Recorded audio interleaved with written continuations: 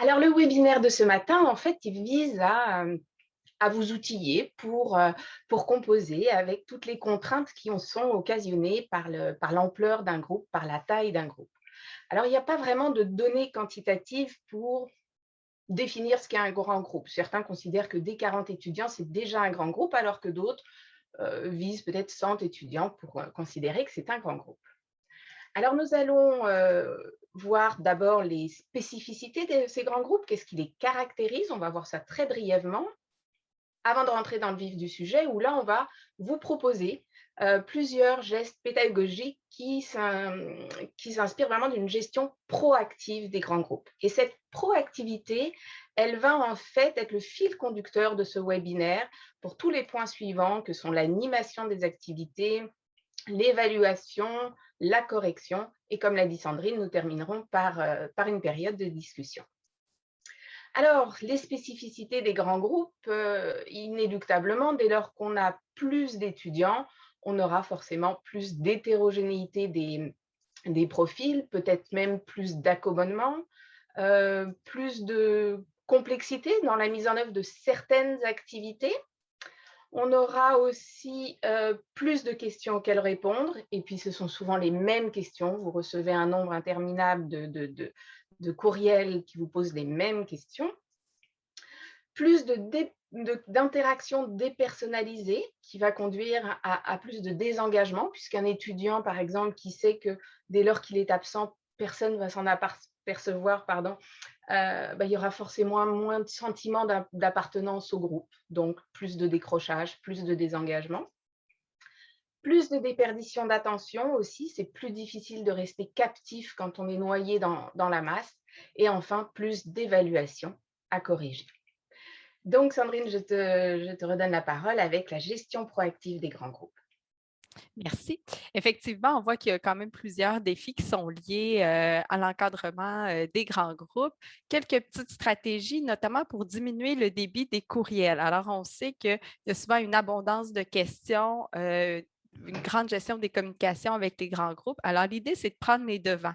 Vous pouvez utiliser les outils du portail comme l'outil Nouvelles pour afficher régulièrement des informations sur les échéances, les dates importantes à venir, les activités importantes du cours. Et vous pouvez même aussi envoyer des courriels aux étudiants avant ces dates charnières pour éviter qu'eux vous envoient des courriels. Alors, l'idée, c'est vraiment d'être proactif dans les communications.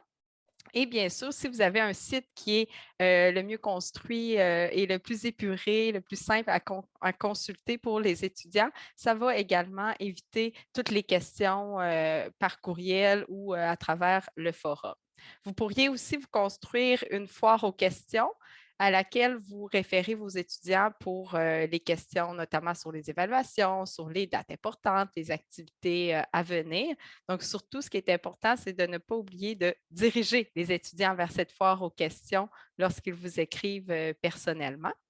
Et bien sûr, une autre stratégie pourrait être de prévoir des périodes de disponibilité en ligne pour répondre aux questions. Et vous pouvez même enregistrer ces moments pour ensuite les déposer sur le site de cours et référer les étudiants à cet enregistrement au besoin. Comme le disait Hélène, un des grands défis dans les grands groupes, c'est le sentiment de ne pas être considéré, le sentiment d'être un parmi tant d'autres dû au grand nombre. Alors, notre objectif, c'est de personnaliser l'expérience étudiante pour vraiment soutenir la motivation et l'engagement de nos étudiants. Donc, on vous recommande de ne pas hésiter à contacter les étudiants, par exemple, quelques jours avant le début de la session pour les saluer, pour les inviter à se présenter sur le forum, dans le cours. Donc, l'idée vraiment de leur montrer que vous êtes présent pour eux, même s'ils sont un grand nombre.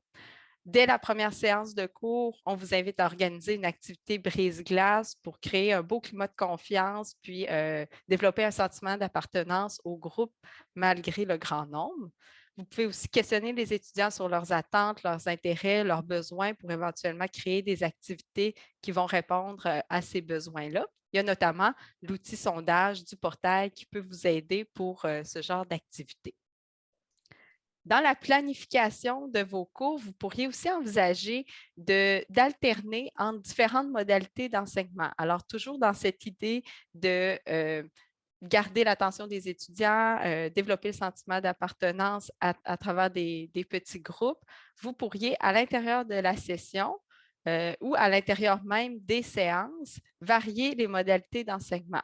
Donc, vous pourriez bien sûr conserver des rencontres en grand groupe, mais vous pouvez aussi prévoir des moments où il y aura du travail en sous-groupe ou encore en plus petite équipe et même certaines périodes de travail individuel selon les besoins que vous avez. L'idée, c'est vraiment de, encore une fois, personnaliser l'expérience, favoriser l'engagement, la motivation et de se questionner sur le besoin en fonction de l'activité.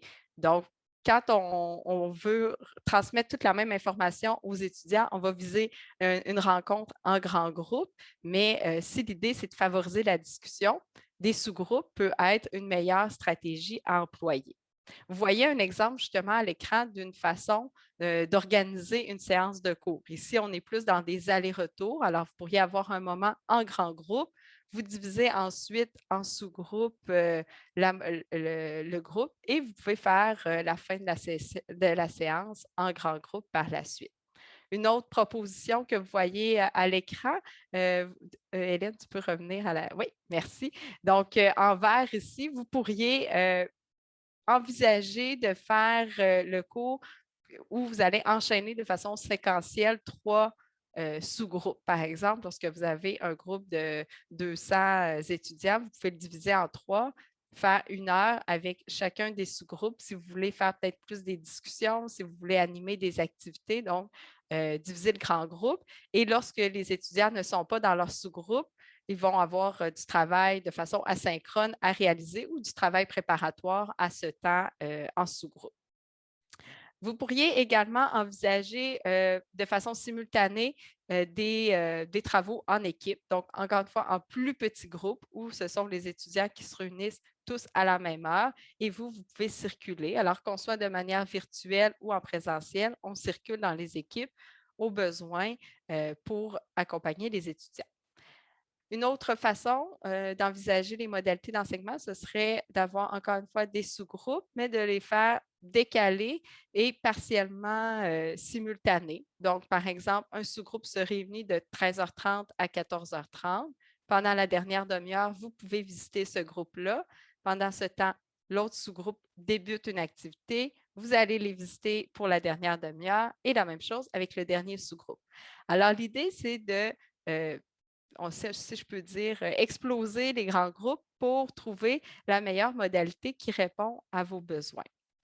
Il y avait un dernier exemple qui est celui où on intègre même un petit temps de travail individuel. Alors, ça peut tout à fait se faire dans une séance en ligne. Par exemple, si vous voulez proposer à vos étudiants d'écouter une capsule vidéo ou de lire un texte, et par la suite, ils pourraient se réunir, par exemple, en équipe pour discuter de cette capsule vidéo avec des questions réflexives et on fait un retour en grand groupe pour terminer la séance. Donc, vous voyez qu'il y a plusieurs façons d'organiser votre enseignement, toujours pour répondre le mieux à vos besoins en alternant les différentes modalités.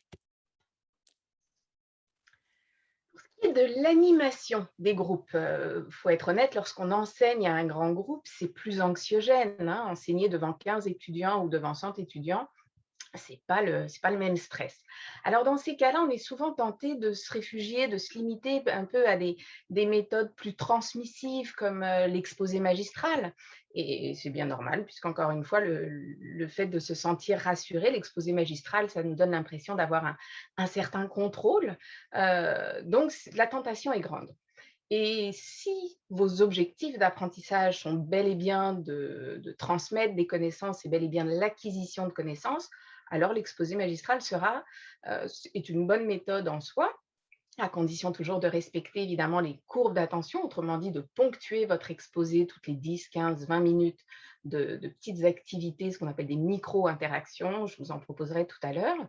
Mais en revanche, si votre objectif d'apprentissage est plus de l'ordre de l'analyse, de la manipulation, de la prise de décision, de la créativité ou encore de la production d'une réalisation, évidemment, l'exposé magistral n'est plus approprié. Bonne nouvelle, on sait que la plupart des activités qu'on fait volontiers en petits groupes sont transférables dans des grands groupes. Certains ont fait l'étude, ont comparé, et notamment, je vous enverrai le lien tout à l'heure, Polytechnique Montréal, qui a, et peut-être connaissez-vous déjà leurs fameuses vignettes dans lesquelles on retrouve une centaine d'activités de pédagogie active. Or, ils considèrent que 82 d'entre elles, donc 82%, sont déclinables, sont facilement réalisables en grand groupe. Alors évidemment, ça suppose de bien encadrer l'activité. Et pour ça, faute de pouvoir veiller à l'attention de tous les étudiants durant la séance, on vous recommande de les accompagner pas à pas à l'aide d'un gabarit de prise de notes. Donc en fait, un gabarit de prise de notes, c'est comme le cahier de l'étudiant où il va retrouver toutes les consignes des activités prévues, et ça tout au long de la séance ou tout au long de votre module. Donc, il va retrouver des zones de texte, par exemple, dans lesquelles il va prendre ses notes. Puis, contrairement au PDF, on peut l'étendre à l'infini. Il peut cocher des cases et on peut remettre les exercices. Donc, il va vraiment être encadré. L'idée, évidemment, c'est souvent on dit avec Sandrine, c'est vraiment d'encarcaner l'attention pour être sûr qu'il n'y ait pas d'échappatoire, qu'il n'y ait pas de brèche possible. L'étudiant a l'impression que s'il doit remplir un peu un formulaire, ce gabarit, il doit le remplir jusqu'au bout. Donc, c'est vraiment l'idée, je n'ai pas envie de dire confiner l'attention, mais c'est un peu ça, c'est vraiment de l'encadrer. Et en plus, ça permet à l'étudiant, souvent, ça le rassure de se sentir encadré comme ça chronologiquement tout au long de la séance. Vous, ça vous évite évidemment de répéter sempiternelle même question puisque tout est écrit noir sur blanc. Ça permet aussi de fragmenter votre séance en petites bouchées plus digestes, ça paraît peut-être plus digeste. Et puis, le fait de tout rassembler sur un même document, ça peut aussi être une gestion plus facile. Pour ça, j'utilise, mais j'y reviendrai, les fonctionnalités développeurs de l'onglet développeur, et puis je vous expliquerai aussi comment l'avoir si vous ne l'avez pas sur votre écran. Et ces petites questions, elles sont valables aussi pour l'enseignement magistral, si, on l'a dit tout à l'heure, c'est très approprié dans certains cas, mais que malgré tout, ça doit être ponctué de questions. Alors, ces questions, écrivez-les, inscrivez-les dans ce fameux gabarit, dans ce fameux cahier de l'étudiant. Vous en avez là à l'écran quelques questions qui ponctuent facilement un exposé magistral. C'est aussi valable pour toutes les activités d'équipe. Si vous avez prévu des activités d'équipe pendant votre séance ou pendant le module, c'est bien aussi d'en ajouter. Et sur ça, on s'est basé un peu sur un propos que nous avait fait une enseignante qui disait: j'ai beau faire des activités en équipe, le fait qu'il n'y ait pas de sentiment d'appartenance au groupe, quand je circule d'une équipe à l'autre, je constate qu'ils travaillent tous isolément. Et finalement, il n'y a pas d'échange. Ils sont bien en train de résoudre le problème ou de réfléchir à la question, mais de manière isolée.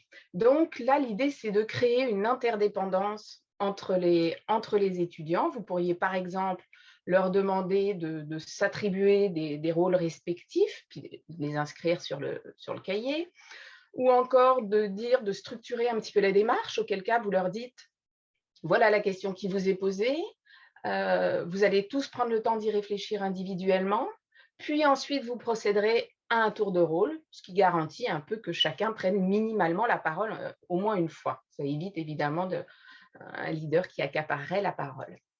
Vous pouvez aussi créer cette interdépendance puis structurer un petit peu la démarche en demandant aux étudiants, par exemple, en leur annonçant qu'à la fin de l'activité, ils auront à auto-évaluer ou encore évaluer par un pair leur contribution au travail, ou encore vous pourriez leur poser une question d'ordre métacognitif. Si j'avais fait ce travail seul, est-ce qu'il aurait été identique? Est-ce que j'aurais moins subi le compromis? Ou est-ce qu'au contraire, j'ai bénéficié d'une émulation en équipe et je suis allée plus loin dans ma réflexion? Ces questions, d'abord, elles sont intéressantes, mais évidemment, il n'est pas question pour vous de les corriger ni même de les lire, hein, puisque le but est plutôt de vous décharger. Mais le seul fait de l'annoncer, ça dissuade un petit peu les touristes, j'ai envie de dire, et voilà, puis ça engage l'étudiant souvent, ça le prédispose à être plus présent. Alors, je vous donne un exemple, hein, d'un cahier que j'utilise. Vous voyez que c'est là qu'est l'onglet développeur en haut. En fait, je le connais très très peu cet onglet. J'utilise les mêmes deux fonctions que sont les cases à cocher et les zones de texte. On peut impliquer l'étudiant dès le début. Voyez-vous, là, c'est le plan de la séance. On pourrait lui demander, tiens, si vous ne deviez assister qu'à une d'entre elles, laquelle choisiriez-vous? L'idée, c'est encore une fois de l'éveiller, de le rendre mettre plus en éveil. Vous avez des zones de texte libres pour chacune de vos parties plus théoriques, par exemple. Et puis, vous allez défiler comme ça, ainsi de suite, toutes les activités. On retrouve ce dont je parlais tout à l'heure pour les travaux en équipe ou encore la question d'ordre métacognitif. Donc, on retrouve vraiment, l'idée, c'est d'encadrer toute la séance ou tout le module si tout se fait en mode asynchrone. Ça peut aller jusqu'à la toute fin, hein. Là, par exemple, il y avait des suggestions de lecture qui sont facultatives, qui viennent compléter en fait la séance, et on peut demander à l'étudiant, tiens, lequel avez-vous l'intention de lire, si vous avez l'intention d'en lire. Donc voilà, c'est l'idée de ces gabarits, de ces cahiers de l'étudiant, qui vous demandent évidemment un travail en amont, qui vous demandent un effort, du temps, et c'est ce dont on parlait, cette fameuse proactivité. En revanche, une fois que c'est fait, vous gagnez beaucoup en efficacité, vous gagnez beaucoup en attention de vos étudiants, et vous gagnez aussi beaucoup de temps parce que vous n'avez pas à redire plusieurs fois les mêmes choses, tout est écrit noir sur blanc. Alors, tout ça, c'est bien beau. Du coup, on fait des belles activités de pédagogie active, mais on sait que le moment fort de ces activités, c'est la rétroaction, c'est le feedback. C'est le moment où l'étudiant prend conscience de l'écart entre ce qu'il a fait lui-même, sa réponse, son travail et la performance attendue. Or, dans un grand groupe, il est assez illusoire d'imaginer que vous puissiez offrir à chacun une rétroaction personnalisée. Donc, dans ce cas, ce qu'on vous propose, c'est que l'étudiant personnalise lui-même sa rétroaction. Ça veut dire quoi? Ça veut dire qu'on va offrir un corrigé collectif. Vous pourriez distribuer un solutionnaire, vous pourriez faire une rétroaction en plénière ou pendant laquelle vous allez modéliser le raisonnement attendu. Vous allez demander à un étudiant de modéliser ce raisonnement. Pardon. Vous pourriez aussi revenir sur les erreurs les plus courantes, vous pourriez remettre un travail idéal, j'ai envie de dire. Et c'est l'étudiant qui, lui, va comparer sa performance à ça. Et pour ça, il va remplir ce que j'appelle une grille de correction responsabilisante. Donc, il va lui-même, ou demander à un père peut-être de remplir ses colonnes au milieu, sinon il le fait lui-même, c'est un très bon exercice, mais surtout, il va remplir cette fameuse colonne de droite qu'on ajoute, dans laquelle il va d'ores et déjà se projeter dans la régulation de ces apprentissages. Autrement dit, il va indiquer ce qu'il envisage de faire pour être meilleur en prévision de l'évaluation sommative, ce qu'il pourrait faire pour se préparer. Est-ce qu'il va poser une question sur le forum? Est-ce qu'il va refaire un exercice qui a été fait précédemment? Est-ce qu'il va relire un chapitre? Est-ce qu'il va demander de l'aide à un collègue? Est-ce qu'il va vous demander de l'aide à vous? Il peut aussi, là il y a un grand bravo, il peut aussi se dire, bon, ça c'est un apprentissage acquis, je sais que je peux capitaliser dessus, je vais me concentrer, je vais réguler les autres. Donc c'est le principe de la fameuse grille de rétroaction responsabilisante. Je te redonne la parole, Sandrine. Merci. Ça met la table justement pour le dernier sujet qui est celui de l'évaluation au sein des grands groupes. Tu viens de parler de la rétroaction. Ça peut aussi avoir lieu dans des activités formatives, bien sûr. Ici, on va aborder un peu plus les activités sommatives. Alors, toujours dans cette idée d'être proactif et de limiter les questions des étudiants, il faut leur fournir le plus d'informations possible avant l'évaluation. Donc, on s'assure d'avoir des consignes, bien sûr, qui sont claires, le plus précises possible. Encore une fois, notre fameuse foire aux questions peut nous être utile et vous pourriez même diviser votre foire aux questions en fonction des évaluations pour avoir des sections qui sont bien précises pour que quand on réfère à l'évaluation 1 ou à l'évaluation 2, on sait où aller. Pardon. C'est la même chose pour les forums. Donc, de créer un forum pour chaque activité d'évaluation pour bien encadrer les questions et s'assurer que ça soit le plus clair possible pour les étudiants, puis éviter que ça devienne un fouillis quand on sait qu'il y a beaucoup, beaucoup d'interventions dans le forum, ça peut être difficile de suivre. Une très bonne stratégie, c'est de fournir la grille d'évaluation à l'avance. Donc, on sait que la grille d'évaluation doit être vue comme un outil d'apprentissage en elle-même. Donc, ça ne doit pas être caché. Alors, vous pouvez l'utiliser avec vos étudiants, vous la présenter et on pourrait même proposer aux étudiants de s'auto-corriger à l'aide de la grille ou encore de corriger un ancien travaux d'étudiants d'une session antérieure pour qu'ils soient vraiment à même de réaliser le travail qu'ils doivent faire, là, de savoir ce à quoi vous vous attendez. Vous pourriez organiser une séance questions et réponses qui est dédiée, par exemple, à un travail comme tel. Vous pouvez faire cette séance-là en ligne, l'enregistrer, puis la rendre disponible par la suite aux étudiants. Et pour l'avoir expérimenté, c'est vraiment un moment où on consacre seulement 1 heure, par exemple, on répond à toutes les questions des étudiants et bien souvent, c'est très, très apprécié de la part des étudiants, puis ça vous évite énormément de courriels et de questions individuelles. Dans le même ordre d'idée, vous pouvez prévoir un temps pour répondre à ces questions-là lors d'une séance en classe virtuelle. Par contre, on sait que des fois, ça prend beaucoup de temps, puis ça peut empiéter sur vos apprentissages. Donc, c'est peut-être mieux de dédier une séance comme telle là, pour vos évaluations. On peut présenter des travaux des années antérieures pour inspirer les étudiants et qu'ils comprennent bien les attentes. Et finalement, vous pourriez construire et fournir aux étudiantes et aux étudiants une liste de vérification pour la remise des travaux. Alors, vous en avez 2 exemples ici à l'écran. Ça peut être des listes toutes simples qui reprennent les consignes des travaux et les étudiants sont invités à vérifier leur travail avant de vous le remettre. Donc, vous vous assurez d'avoir des travaux qui sont complets, des travaux qui sont bien structurés, tout ça dans l'idée éventuellement de faciliter votre correction. Donc, on travaille en amont en accompagnant les étudiants pour se faciliter notre travail de correction. Donc, si vous avez 2 exemples, là, un travail plus, c'était un exemple là, pour un cours en pédagogie et l'autre, c'est dans le cas d'un rapport de laboratoire. Donc, vous voyez le genre d'outils qu'on peut utiliser. Comme je le mentionnais, on a toujours l'idée d'alléger notre charge de travail qui est engendrée par le grand nombre d'évaluations multipliées par le nombre d'étudiants. Donc, différentes stratégies qui peuvent être employées. Vous pourriez éventuellement prévoir des examens avec une correction automatique, que ce soit dans le portail ou en présentiel avec le lecteur optique. Quand on est en questionnaire automatique, on vous recommande quand même de ne pas avoir des examens avec un trop grand poids dans l'évaluation, toujours dans l'idée de prévenir le plagiat, mais tout de même, ça peut être utilisé.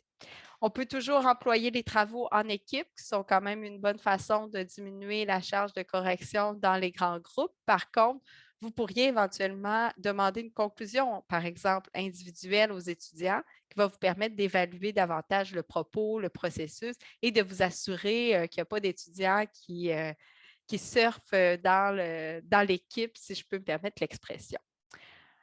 Une autre stratégie pour faciliter votre correction puis avoir de meilleurs travaux, c'est de fournir des gabarits, un petit peu dans le même principe que Hélène nous l'a présenté pour le support d'animation. Vous pouvez faire la même chose pour les évaluations, préparer des gabarits pour les travaux longs, par exemple. Ça peut faciliter le travail. Vous pourriez diviser la remise d'un travail en 2 pour espacer vos moments de correction.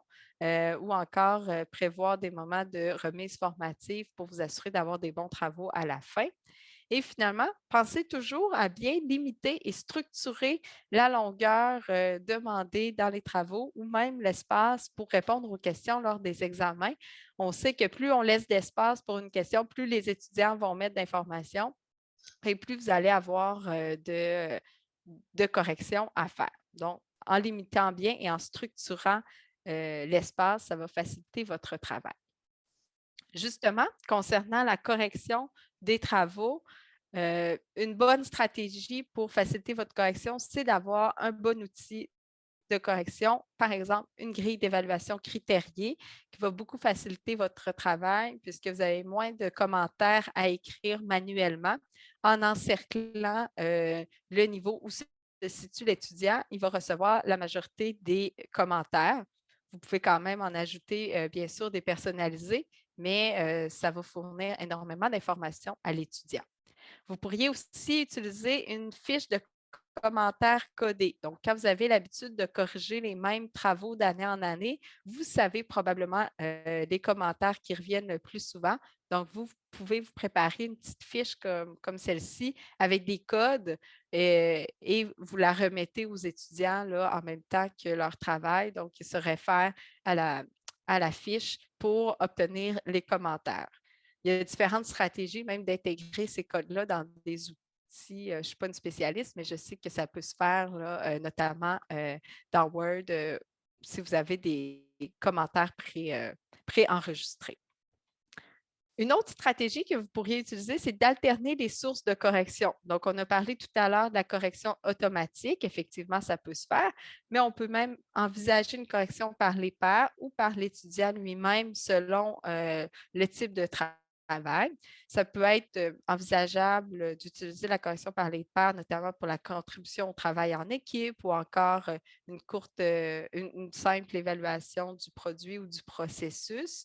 On peut faire appel aux étudiants pour cette évaluation-là. Il y a bien sûr la correction par l'étudiant, par l'enseignant, pardon, et vous pourriez avoir aussi une équipe de correcteurs, correctrices si vous avez la chance d'avoir des auxiliaires, donc de distribuer la correction dans l'équipe de correcteurs et de correctrices pour faciliter justement le travail à plusieurs, parce qu'on sait que c'est aidant d'avoir des auxiliaires, des correcteurs avec nous, mais parfois, ça peut multiplier le travail si ce n'est pas bien organisé ou pas bien encadré. Donc, différentes astuces pour corriger efficacement à plusieurs. D'abord, n'oubliez pas de présenter et de discuter de la grille d'évaluation avant le début de la correction et de valider entre vous la compréhension des critères et des niveaux, que tout le monde ait la même compréhension de la grille. Vous pourriez vous répartir des questions plutôt que des travaux. Ça peut être une stratégie aussi. Une personne est responsable de la question 1, une autre de la question 2. Donc, on devient spécialiste de notre question. N'oubliez pas à certains moments de comparer la correction de quelques copies. Donc, vous pourriez regarder, par exemple, quelques copies de niveau excellent, quelques copies plus faibles, et ça vous permet d'avoir la même vision finalement de la correction. Même chose, éventuellement, vous pourriez présenter à votre équipe de correcteurs les copies un peu plus problématiques et vous pouvez vous entendre en équipe sur la note à attribuer. Alors, l'idée, c'est vraiment d'avoir la même compréhension de nos critères et de la grille d'évaluation. Donc, ça fait le tour pour la partie évaluation. C'est sûr que c'est plein d'idées en vrac, mais on est toujours dans cet esprit de tenter d'être proactif pour limiter la charge de travail engendrée par les grands groupes. Effectivement, merci Sandrine. Et oui, c'est ça, hein, vous l'avez bien vu tout au long de ce webinaire, en fait, on n'a pas de solution globale, il n'y a pas de recette grand groupe, il y a juste une somme de gestes proactifs à poser qui, eux, vont vous permettre un gain de temps et un gain d'efficacité.